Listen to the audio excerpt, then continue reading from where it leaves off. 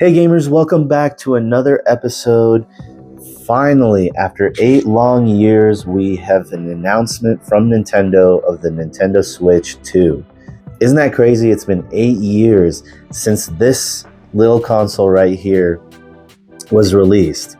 I'll never forget the hype built around the first trailer of this console when the original Nintendo Switch came out.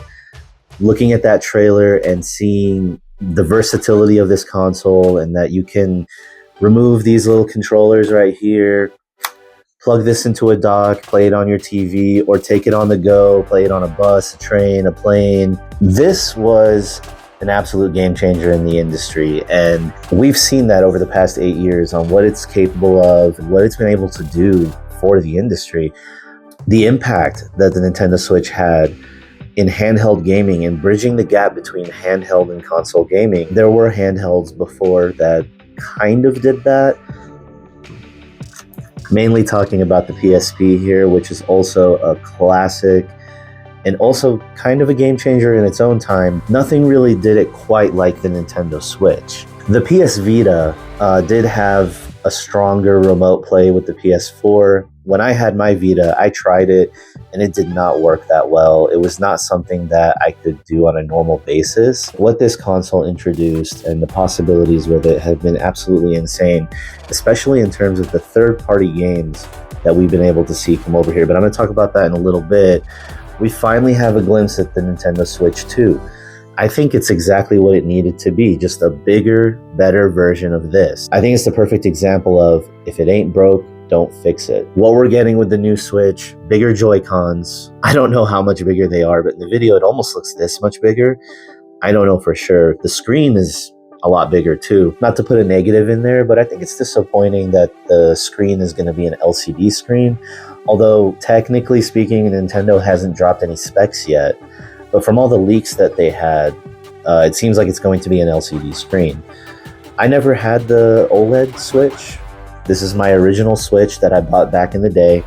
So it's all I knew. But I've used the OLED Switch in stores where you see it on display. And the OLED screen is absolutely beautiful. I mean, it really makes these games look a lot better. And the fact that they're not just going to standardize that's a little disappointing. Honestly, a lot of times I play Nintendo Switch on the TV anyway, and when I do play it handheld, I'm usually playing a game where maybe the way it looks doesn't really matter. And I think that's the beauty of the Nintendo Switch, is that it's the perfect handheld, it's also a console, and it really just bridges that gap. Other things that we saw for the announcement of the Switch 2, this is one of the things that everybody's speculating on, although I think the trailer did kind of show a glimpse of it.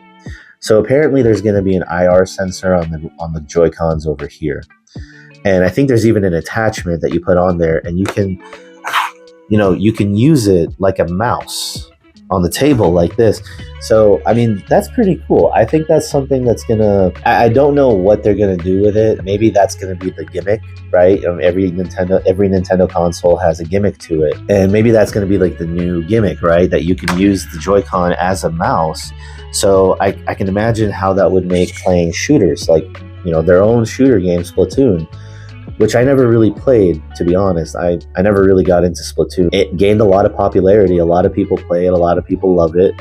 So having that ability to play it maybe with a mouse like this, and, you see me clicking on it, I imagine they'll have it set up in a way where it works just like a mouse and you can point and shoot that way. That would also increase the ability of the Switch for it to be like a competent place to play modern shooters. So maybe going forward, the next Call of Duty would come out for Switch as well. You would have the ability to play it on this as a mouse. That would be pretty crazy. What I'd really love to see is how Nintendo themselves plan on implementing it in their own games. So I don't know, that's all up in the air. It's not really confirmed, but I think from the trailer, we can deduce that feature will be there. Like I said, I think this is the perfect example of if it ain't broke, don't fix it. What they've been able to achieve with the Nintendo Switch, the amount of games that have been made for it, I think it would be absolutely crazy to come out with a completely new console that uses new cartridges or new CDs or something like that. The Nintendo Switch library is so vast that it only makes sense to have an upgraded console with better visuals, better graphics, and better power. What I would want to see from the Switch, I do want the Switch 2 to be a little more powerful, but only in the way that it'll make it more competent to play certain modern games. For example, like me being a physical collector, you can see, I like to collect games physically. I don't really like buying them digitally. But a lot of times I have to make that decision. Do I get it on PlayStation or do I get it on Switch? There are certain games where it's no question, you just get it on PlayStation. Games like Cyberpunk, games like The Witcher. Now, this thing is amazing that it can play The Witcher 3, but if you've looked at the video of the footage comparing Witcher 3 on PlayStation versus Switch, it's a huge difference. I mean, if you are okay with that, then it's a great place to play it. I think it's cool that the cartridge has the whole game on there. It's a great place to play The Witcher if you just want to, get a little quick fix. There's some games that are pretty obviously better on a console like Xbox or PlayStation. But then there's a lot of games, for example, JRPGs like Persona 3 Reload. Actually, I don't know if Persona 3 Reload is on the Switch. I'll have to check that. Nope, it's not. There's a lot of games like, certain JRPGs that have come out over the past few months, just to name a couple. East 10 Nordics, a remaster or remake of Romancing Saga 2 that just came out. Very niche JRPG, I think from the creator of Final Fantasy, and they made a remake recently. It looks amazing. There's a Switch version and there's a PlayStation version. Same thing with the Dragon Quest 3 remake. You have a Switch version and a PlayStation version. From what I know, I haven't played those games on either console yet. From what I've heard, a lot of people say that they still play a little better on PlayStation versus the Switch. So I think what would be cool is if the Switch 2 had enough of a power increase to be able to make that decision a little easier, because there's certain games that I would much prefer to play on this console over PlayStation. And I think if the Switch 2 was a little more competent in its power and graphical ability and its ability to handle high frame rate, I think that would be great to help make those choices a little easier. That being said, we still don't know the specs. They're going to be doing a direct on April 2nd, so I'm excited to see that and see what they have to say. We got a first glimpse at Mario Kart 9.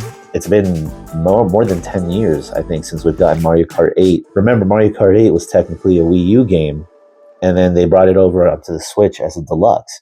And I always thought, how could you make Mario Kart better than that? I mean, Mario Kart 8 is almost perfect in the way that it looks and the way that it plays. Yeah, I'll be excited to see what they do with Mario Kart 9. Maybe the visuals will just look that much better and it'll be a lot smoother. We'll see. And I'm excited to see what other announcements we get. Maybe we get a new 3D Mario game. Obviously, Metroid Prime 4, which we've already seen gameplay for, it seems like it's going to be releasing on the Switch 2. It'll also be playable on the Switch, I'm sure. How much of a difference will there be? Like, how much better will it be on the Switch 2 versus the Switch? Those are the kind of questions that I have right now. Also, one thing they said in the announcement is that there's going to be certain Switch games that won't be compatible on the Switch 2. I'm interested to see how that goes. I have a lot of games on Switch that I haven't really played yet. If you keep a lookout, I'll be making a video to kind of remember the Nintendo Switch and go over my memories with it, my favorite games played on here, my stories with this console. So I will go over that in detail, but there's a lot of games I haven't played on the Switch. I'm wondering if all of the ones that I have would be able to be played on there, or do I need to pull this out every now and then to play, a certain game? We'll see. It's still all up in the air right now, but it's exciting times. We finally have the announcement. Just wanted to make this quick video here to share my hype, my thoughts on it and my hopes for the Nintendo Switch 2. Leave a comment below. Let me know how you feel about the Nintendo Switch 2. How do you feel about it just being an upgraded Switch versus a whole new experience? Let's say we get the Nintendo Switch 2 and we have it for another 8 years. What would be the next console after that? Do you think that it would be a Nintendo Switch 3? It's too early to even talk about this. We just got this trailer, but I just want to know what your thoughts are. And then if you enjoyed this video, please leave a like and subscribe. I'm Mo, here to talk to you about a little Mo Gaming. Take care.